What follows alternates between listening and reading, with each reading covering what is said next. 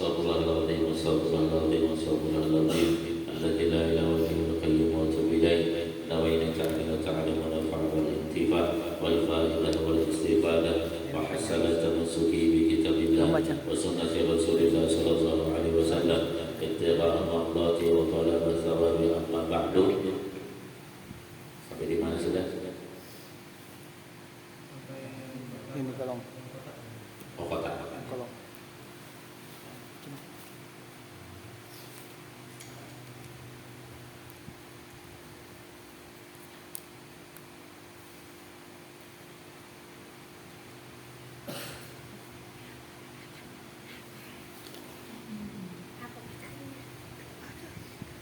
Yang pertama.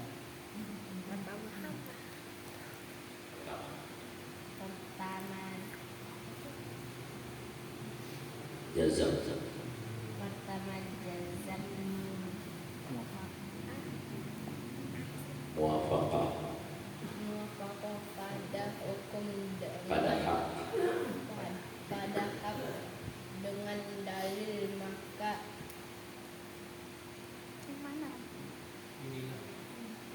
inilah yang dekat makrifat.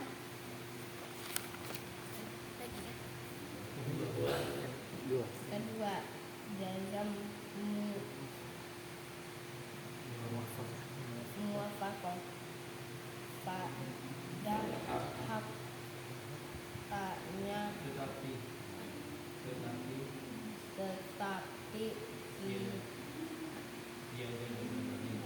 tiada dengan dalil maka inilah yang dekat Dikata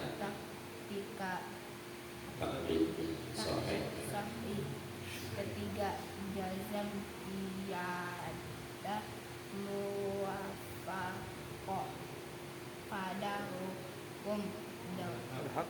hak dengan dalil maka inilah yang dikata Dekat. Dekat. Jahil.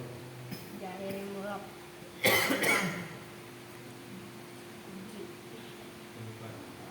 Keempat. Keempat Jazam tiada muwafaqah pada hak Dan tiada dengan dan tiada dengan dalil maka inilah yang dekat. dikat takdir batin. Jadi kemarin kita membahas tentang ada bahasa-bahasa yang digunakan untuk membahasakan hati. Karena hati ini kan ada namanya keyakinan, ya kan? Maka yakin itulah dinamakan dengan jazam. Ya, jazam itu bahasa daripada orang yang mana membahasakan bahwa ada di dalam hati kita ini keyakinan. Kan hati ini kan Allah Subhanahu wa taala menciptakan itu suatu yang kecil, suatu yang mana itu terbatas saja. Tapi ketika kita bicara tentang hati, maka itu sangat luas sekali dan semuanya itu masuk ada di dalam hati. Ya, saking hebatnya Allah menciptakan hati ini, itu jadi hati ini dia bisa memasukkan sesuatu apapun yang daripada pemikiran, daripada hafalan dan apa itu di dalam hati. Nah, maka salah satu daripada hati ini itu adalah akan punya satu rasa, punya daripada keyakinan. Kan ada namanya apabila orang itu benar-benar dia itu 100% menyangka dan itu dengan dalil maka itu yakin namanya. Kalau setengahnya lagi itu namanya syak. Nanti di sini akan dibahas ya. Ya ada syak. Nanti kalau sudah setelah ada syak itu ada dhon. Itu di dalam ilmu fikih. Jadi ada kalau dia benar bahwa itu misalnya kita membahas tentang najis. Ini najis tidak?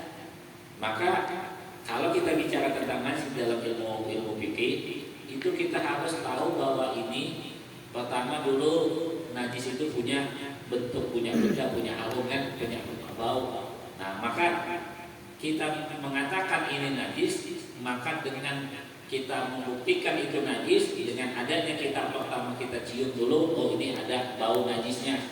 Maka dengan ada satu itu saja, maka itu kita yakin itu najis.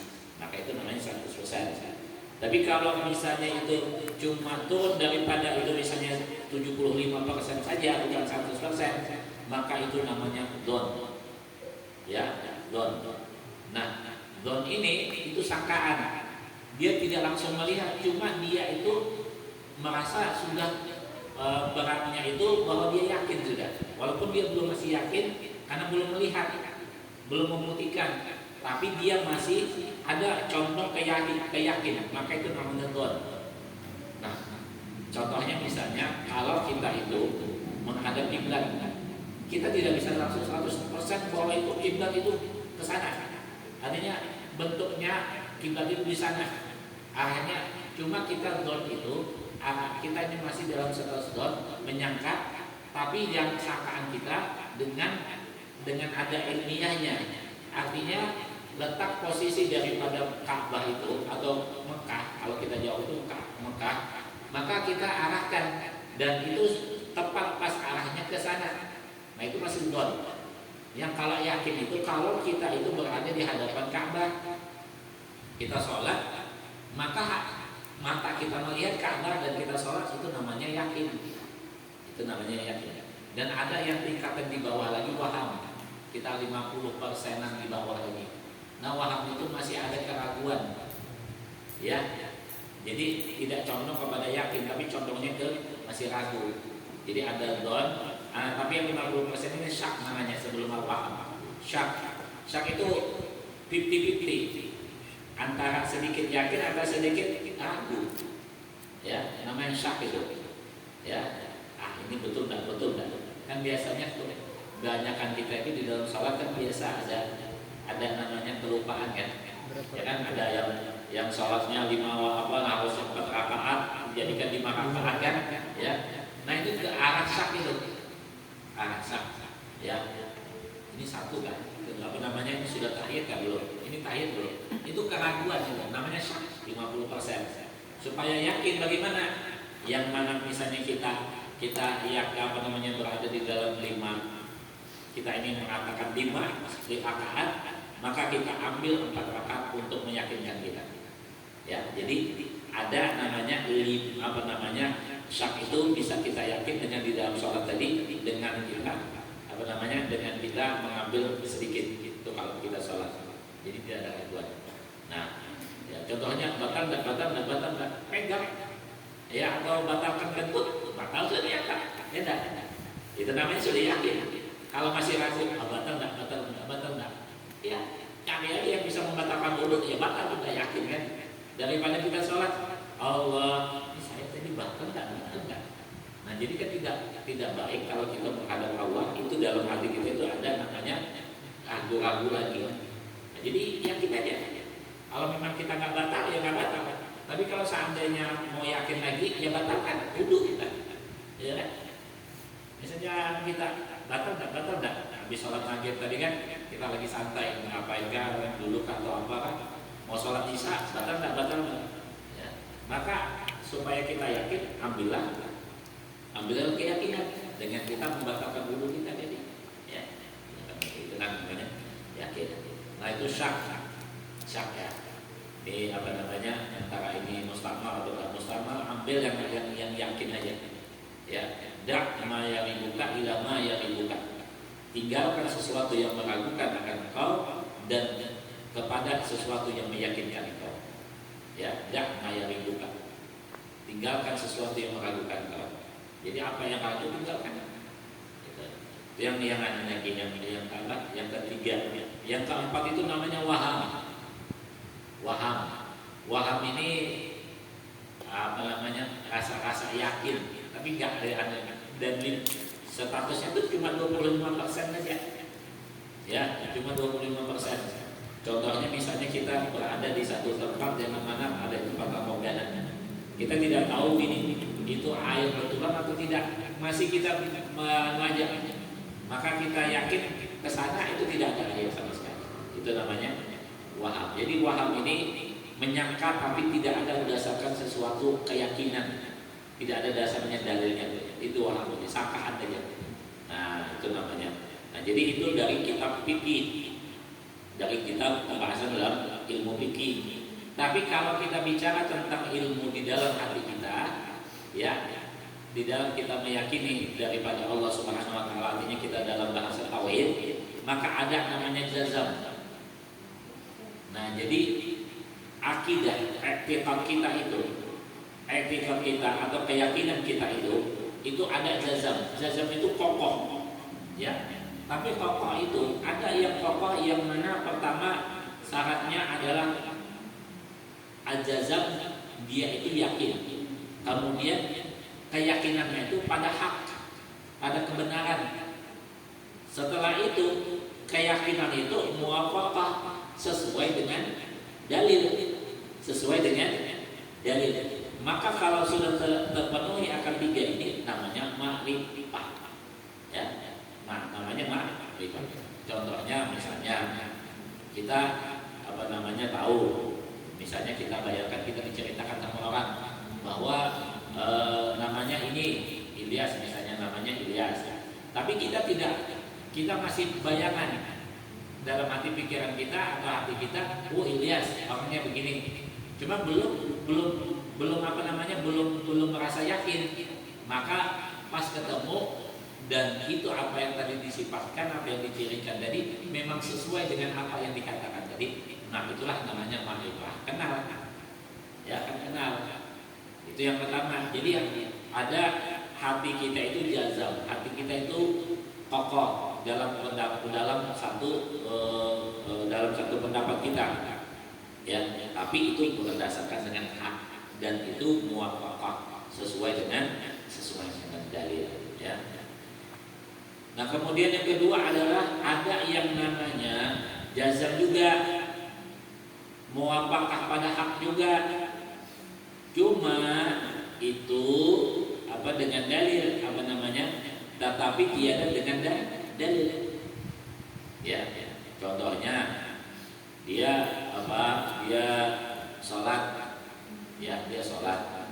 Nah, sholat yang dia kerjakan itu, ya, sholat yang dikerjakan itu, dia pertama jazam, dia yakin yang dia kerjakan sholat, yakin, muwafaqah, sesuai dengan hak, betul, sholat itu sesuai dengan hak. Kemudian tapi apa dalil, ditanya kamu sholat bagaimana, apa dalilnya? Nggak tahu. Kenapa kamu sholat begini? Karena saya lihat guru saya, ya, karena saya lihat guru saya. Maka dengan adanya ketidaktahuan kita dengan dalil, itulah namanya taklid. Tapi taklidnya sahih. Kenapa sahih? Karena taklid itu benar diikutin. Jadi taklid itu namanya mengikut. Ya, mengikut tapi ikutan benar. Kenapa? Karena yang diikuti adalah berdasarkan dengan sesuatu ilmu. Tapi kita yang ikut ini tidak ada mengetahui tentang ilmu itu, cuma ikut saja. Maka itu namanya taklid. Namanya taklid. Itu namanya taklid sahih. Itu yang kedua. Ada yang namanya yang ketiga itu jazam. Ya, jazam.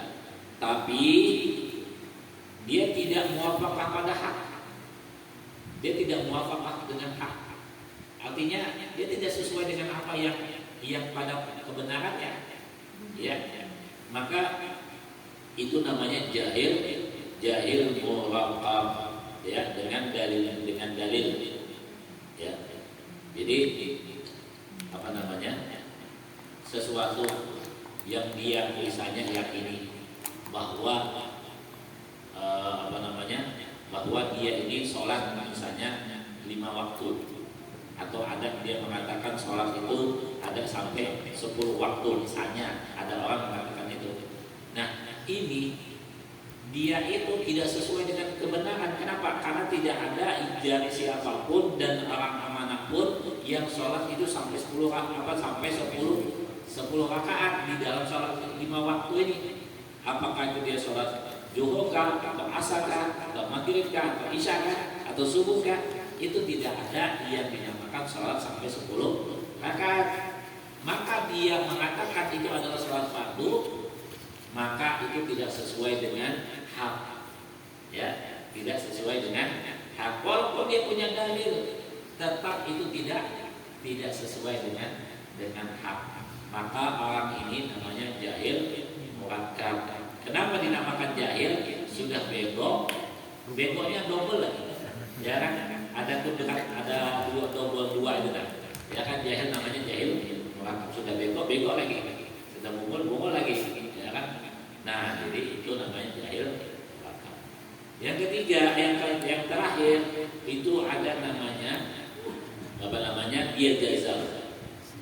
Yang keempat itu dia jazam, tidak sesuai dengan yang hak, dan juga tiada dalilnya. Kalau tadi kan ada dalilnya, tapi dalilnya kokoh, dalilnya dia cuma ngawur saja. Ini enggak, sama sekali enggak ada dalilnya, ya. Maka ini dinamakan dengan taklid batil, ya, taklid batil, karena dia tidak tahu, dia tidak mencari tentang dalil, kemudian dia itu mengerjakan sesuatu yang tidak sesuai dengan apa yang ada, maka itu namanya taklid batil. Kenapa kamu ikut? Karena guru saya ikut ini. Nah, gurunya itu pun juga salah diikutin.